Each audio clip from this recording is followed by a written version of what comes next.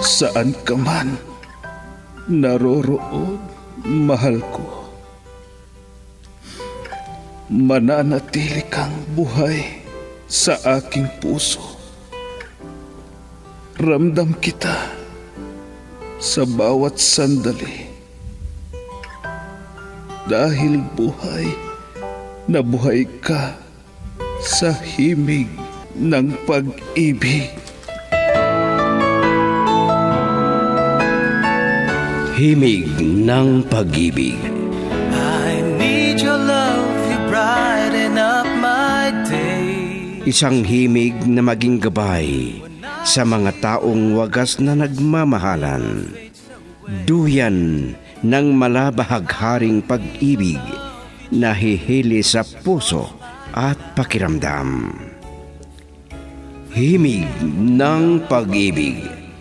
Isang dula na kung saan iikot ang iba't ibang kwento na inyong mapapakinggan mula Lunes hanggang Sabado. Sa pluma at direksyon ni Luvimin Aquino.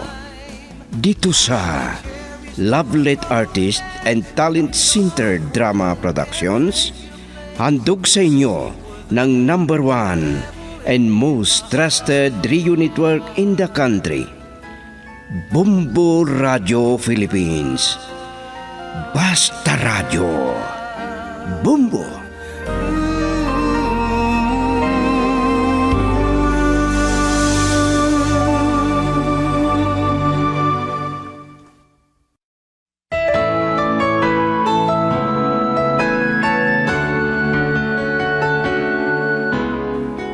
Ang nakaraan, sa pagkikita ni Cardo at Jan, nagkaroon sila ng hindi pagkaintindihan.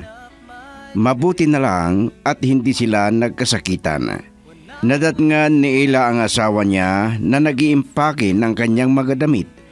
At dito sinabi ni Jan na matutulog siya pansamantala sa kanilang family house dahil wala ang kanyang tatay. Bago matapos ang trabaho ni Jan, tinawagan niya si Monica para matulog sila sa kanilang family house. Kinabukasan, sa pagpasok ni Cardo sa kanyang trabaho, nakita niya si Jan na may kasamang babae. At ngayon, narito ang karugtong ng lingguhang kwento natin na pinamagatang Saan Ako Nagkulang? Dito sa ating dula, Himig ng Pag-ibig. Of my life, the memories shared together kept that love. Oo, bakit? Nainggit ka? Ako? May inggit, Monica? Malay ko. Siyempre, maraming nagkakagulo sa akin dahil sa ganda ko. Ayokong kunin o pakialaman ang laruan ng ibang tao, ano? Anong sinabi mo? Isa akong laruan? Hindi ba ganyan ang relasyon nyo? Alam mong may asawa at anak si Jan. At kahit kailan, hindi kayo pwedeng mag-asawa? Anong hindi? Ako ang mahal ni Jan at hindi ang asawa niya. Ganon? Ang paparating. Si Elan asawa ni Jan. Ano? Sige, maiwan na kita dyan. Yun. Parang nakakita ng multo. Ang bilis niyang umalis. Hello, Cardo. Ay, hello, Ella. Ay, andun pala sa loob si pare Jan. Sino yung sexy na babae na dali-daling umalis? Girlfriend mo yata yun, ha? Oh, hindi ah. Girlfriend ng isang kasamahan namin. Kung ganon, bakit umalis siya kaagad nang nakita niya ako? Hindi. Eksaktong nagpapaalam na siya kanina eh. Ganon ba? Halika. Pumasok tayo sa opisina. Sige. Pero sumahod na ba kayo? Hindi. Pasahod pa lang. Ganon? Ay, matagal nang hindi umuwi si Jan sa bahay. Kaya nagpunta ako rito para tignan siya at hihingi ako ng pera niya. Mhm. Kahit pambili ko lang ng gatas ni Junior. Ay oo. Maganda't nagpunta ka rito. Baka iba ang kukuha ng sahod niya. Ano? Ay, joke ko lang. Ikaw naman.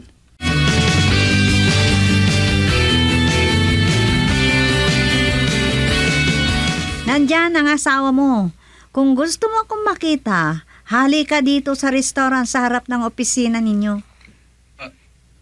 Si Ella? Nandito? Oo! Ano, mahintay ba kita dito? Oo, sige. Mabuti at nandito ako sa labas ng warehouse. Ano? Paano? Makapunta ka dito o hindi? Pupuntahan kita. Hintayin mo ako. Mabuti.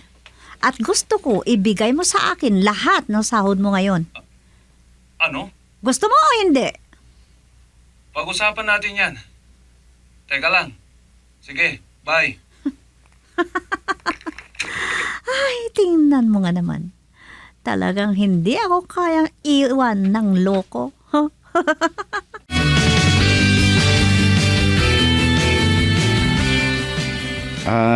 Ella. Mamaya pa daw ibigay ang sahod namin. Ganun ba? Hintayin mo na. Tara muna sa restaurant dyan sa tapat ng opisina namin. Hindi na. Dito na lang ako. Tara na.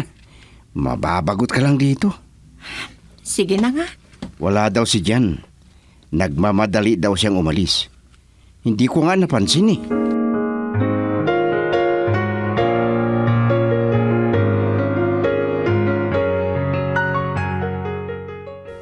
Anong ibig sabihin nito, Jan?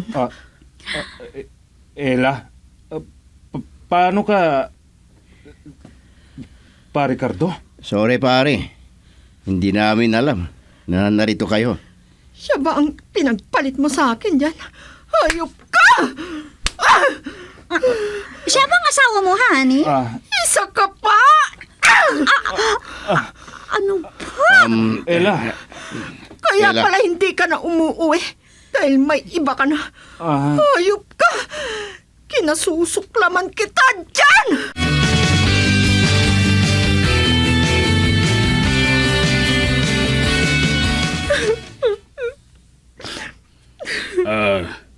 Subukan niyang magpakita dito. Makikita niya. Pumalma ka, Kulas.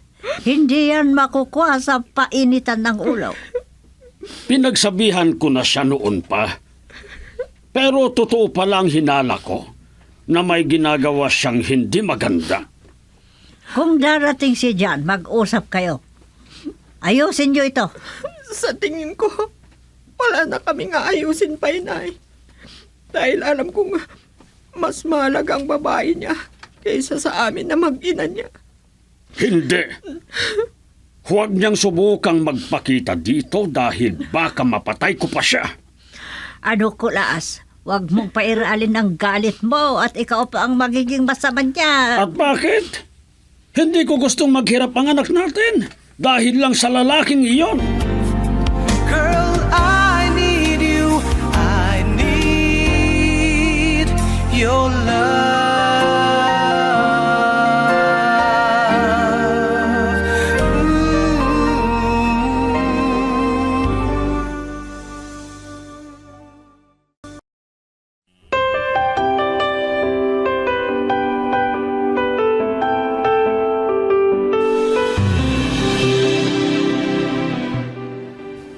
Bakit ka pumunta rito? Ella, pag-usapan sana natin ito. Anong pang kailangan natin pag-usapan? Sige, maghintay ka at ilalabas ko lahat ang gamit mo. Hindi yan ang pakay ko. Pero... Wala na tayong dapat pag-usapan pa. Umalis ka na habang hindi ka nakikita ng itay ko. Ano? Ayokong maging kriminal ang tatay ko.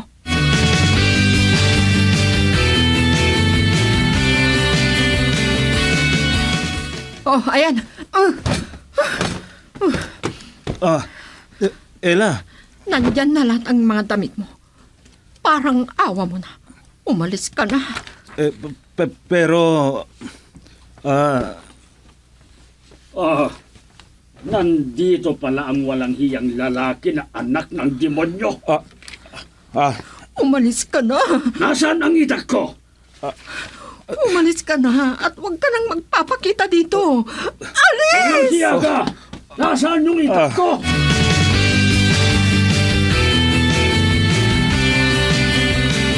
Bakit mo pinaalis ang walang hiyang lalaki?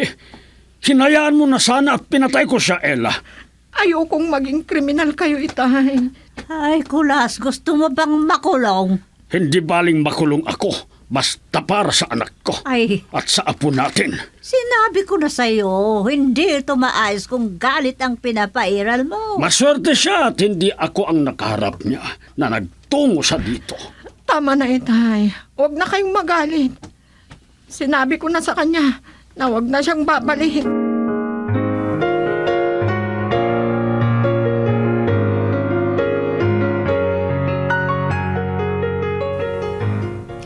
Paano na ang mag-ina, Kulas? Pinaalis na ni Ella ang asawa niya. Anong paano? Narito pa naman tayo. Ano? Hindi ko hahayaang hindi kumain ang anak at apo ko. Malakas pa naman ako. Ay, bakit naging ganoon si Chan? Ang bait niya noon ah. Anong mabait? Kailangang makausap ko si Balae. Kailangang malaman niya ito. Oh, kailangan pa bang sabihin mo? Kailangang malaman niya kung gaano kawalang hiya ang anak niya.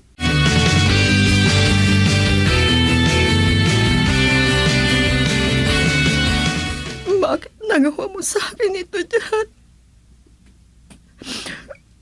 Saan ako nagkulang? Anong kasalanan ko? Bakit mo kami pinagpalit? Ang sama mo dyan. Hindi mo pinanindigan ang mga pangako mo. Ang mga pangako mo sa akin noon. Nasaan na ang mga pangako mo, Jan?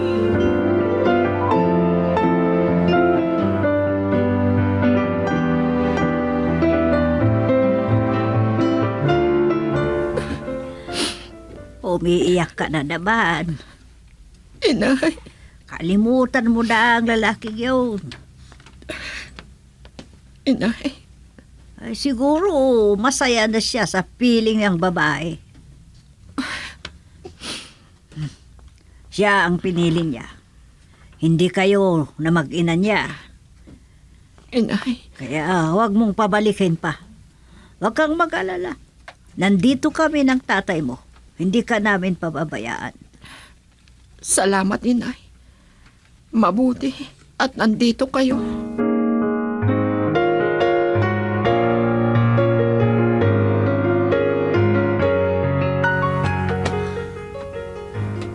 Sige, uminom ka. Masakit ba ang loob mo dahil pinaalis ka ng asawa mo? Hindi. O bakit ka nagpapakalasing? Hindi ko akalain na ganito ang kahahantungan ng lahat. At ano? Nagsisisi ka? Hindi, pero mabilis ang mga kaganapan. Ay, salamat. At wala tayong problema. Monica, Pero, kung nagsisisi ka, sige lang. Walang problema. Marami akong mahahanap dyan na kapalit mo. Kahit 5.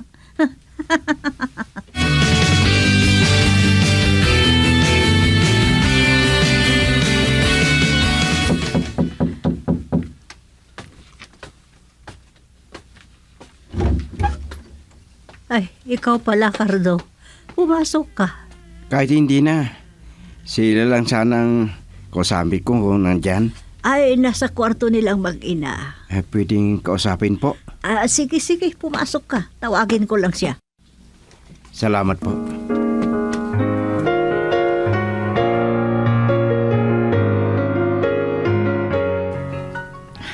Nakapasyal ka pala, Cardo.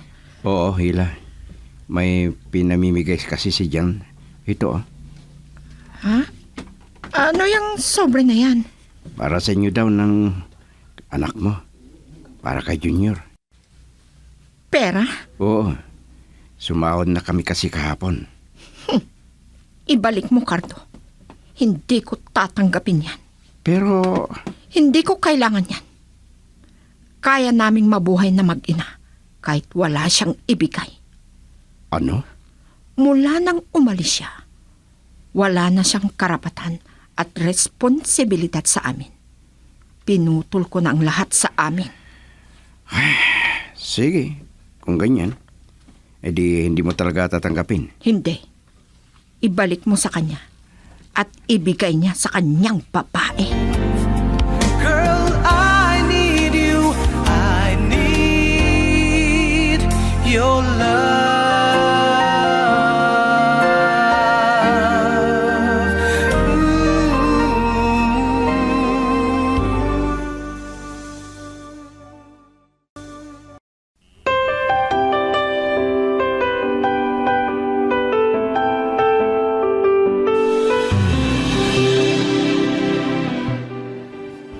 Ang ginawa mo, iparamdam mo na hindi mo gusto ang ginawa niya sa inyo. Opo, inay. Talagang galit na ang nararamdaman ko sa kanya. Iparamdam mo sa kanya ang galit dahil sa nagawa niya. Talaga, inay. Dahil ang walang hanggang pagmamahal na ibinigay ko sa kanya noon.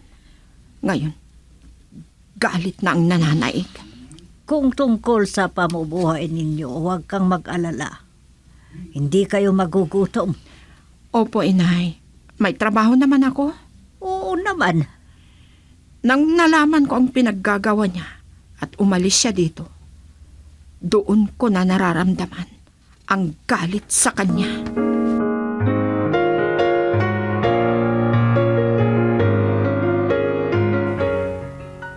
Dapat lang na magalit si Ella. Hanggat buhay pa ako, hindi ko hayaang pwede siyang tumuntong sa pamamahay na ito. Hala, tama na yung galit na yan. Talagang hindi na siya makakabalik dito dahil galit na galit si Ella sa kanya. Dapat lang. Hindi rin ako pabor kung sakaling tatanggapin niya muli ang lalaking iyon. Ay, oo nga pala. Nakausap mo na ba si Balae? Oo, sobrang galit niya. Kaya umalis siya sa bahay nila.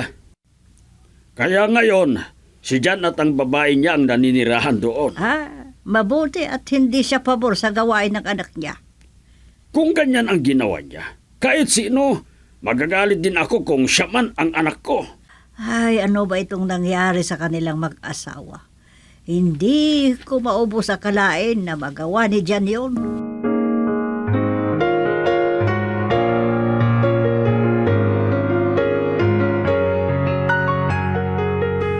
Anong sinabi mo dyan?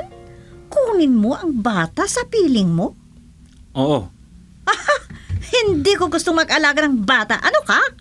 pero miss ko na ang mga anak ko. Ang anak mo o ang asawa mo? Wala na kami ni Ella. Hindi ko na siya babalikan kahit kailan. Mabuti kung ganyan. Pero ayaw kong pumunta ka doon. At higit sa lahat, ayaw kong kunin mo ang anak mo. Ano ako? Yaya? Ha? Ang galing! Gawin mo akong yaya? Ha? Kinuha mo ako para mag-alaga lang ako ng anak mo? Ho, hindi pwede. Ako ang mag-aalaga. Paano ang trabaho mo? Okay. Kung ipagsapilitan mo ang gusto mo, maghiwalay na lang tayo. Ano? Bumalik ka sa kanila. Hindi. Hindi ako babalik. Dahil ikaw ang mahal ko. Kung ganyan, huwag mong ipilit ang gusto mo. Ayaw kung pumunta ka pa doon. Grabe naman yung pag-iigpit mo. Hindi kita hinihigpitan. Ayaw ko lang na magkita kayo ng Ella na yan. Mas ayaw ko na kunin mo ng anak mo na akong mag-alaga. Ano ako, hilo?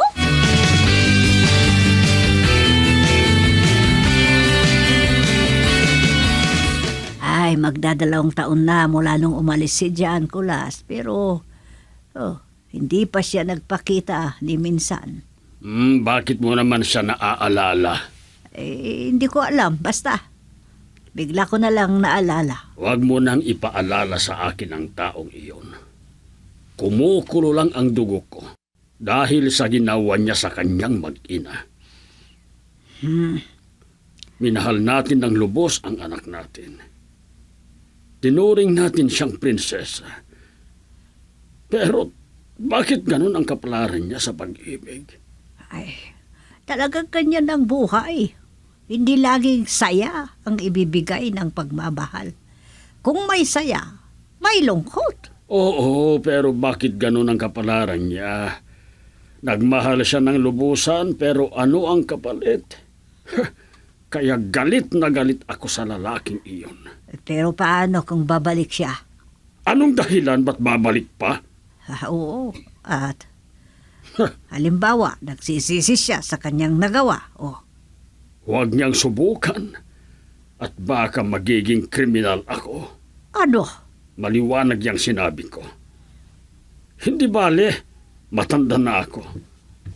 Kahit upo na lang ako sa bilangguan. Kulas, ano ka ba? Kaya parang awan niya na. Huwag na siyang magpakita. Kung ano ang sinabi ko, gagawin ko. Girl, I need you. I need your love.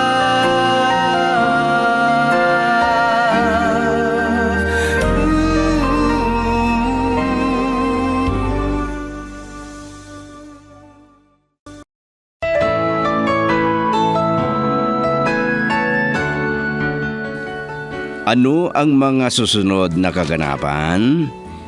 Mga masugid naming tagapakinig, abangan bukas ang susunod na yugto ng lingguhan nating kwento na pinamagatang Saan Ako Nagkulang? Dito sa ating dula, Himig ng Pag-ibig. Mula sa pluma at direksyon, Lubimin Aquino Sr. Produksyon Supervision, Lete Astudillo Aquino. Handog sa inyo ng #1 and most trusted radio network in the country, Bombo Radio Philippines. Basta Radio. Bumbo.